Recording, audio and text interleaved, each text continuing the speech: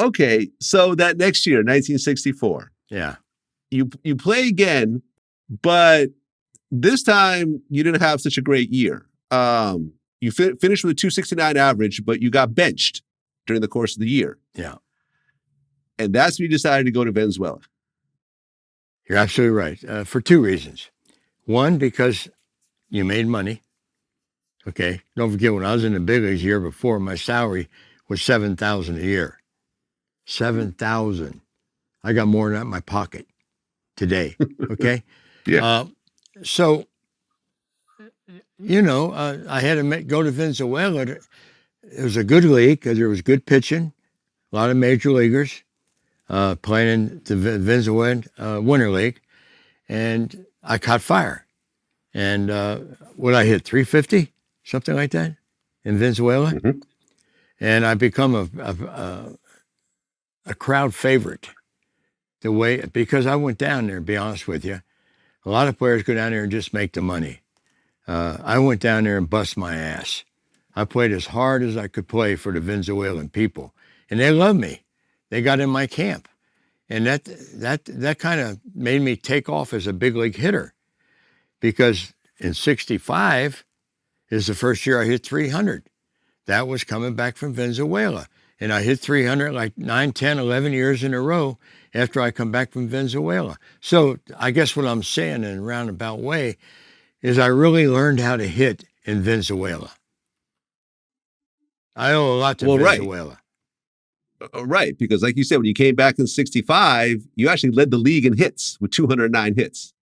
And hit 312 or 313, something like that. It was 312, which was the first of 9 consecutive seasons where you're over 300. Yeah, and three of them seasons were batting championships. 68, 69, and 73. Yep. Okay, and you're also first at bats with 670 that year. Yeah. Well, I didn't walk I did. I don't remember. Did I walk 100 times my first year?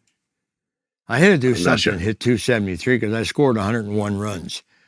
And you got to get on base to score runs.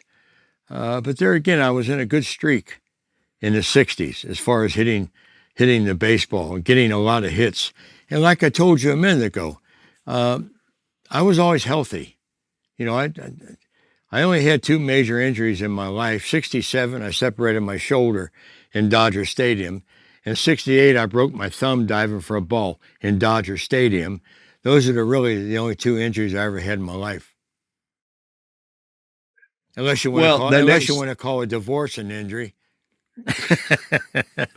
well, right, because in '64 you got married, right, and you had 2 kids.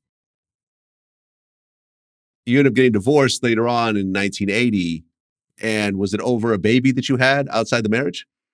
I don't remember that. I don't remember that. I don't think it was, but it may have been. Okay. All right. So you come back strong. Yeah.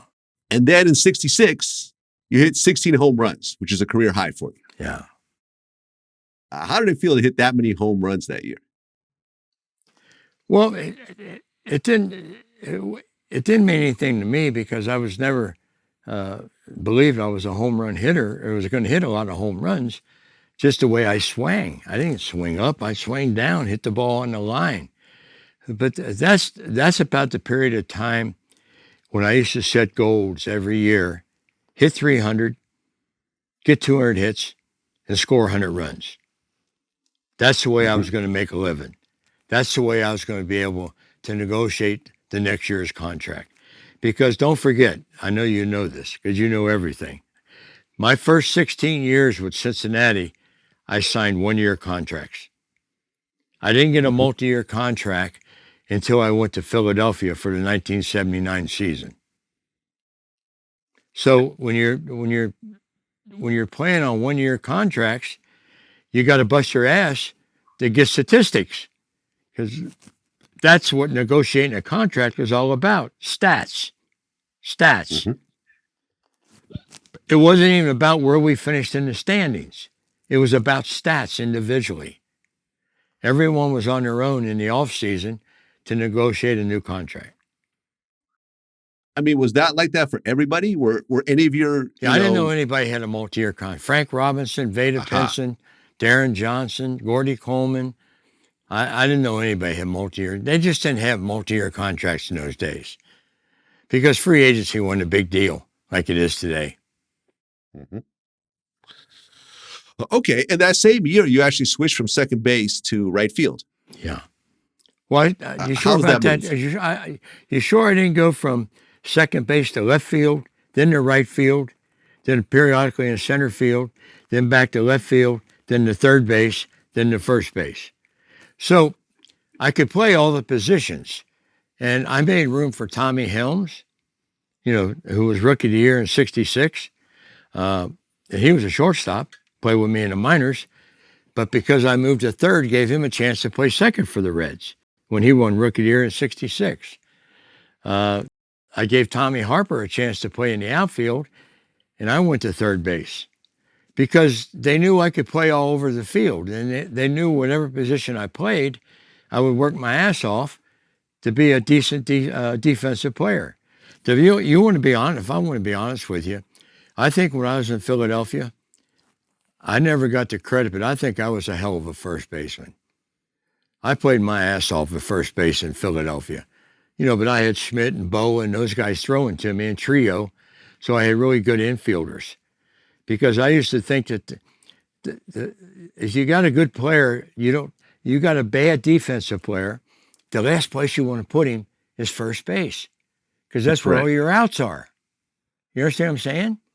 And I just worked really hard, and I really enjoyed first base. I enjoyed them all, but first base was so much more fun than the other positions because every time the ball was hit, you got a chance to touch the ball. And there was no difference with me. And I got Schmidt throwing it right there, and Boa throwing it right there, and Trio throwing it right there. And it was a lot of fun for me. And we went to the World Series in '80. We went to the World Series in '83. We went to the playoffs in '82. So I was helping the team. That's all you play defense for, is to help the team. If they asked me to catch, I'd have caught. Because all through Little League, I was a catcher. I was a catcher all through Little Leagues. Okay. That's why I wasn't the fielder in the minor leagues that I ended up being at first base, because I was always a catcher until my sophomore year of high school. And they put me at second base because I was too small.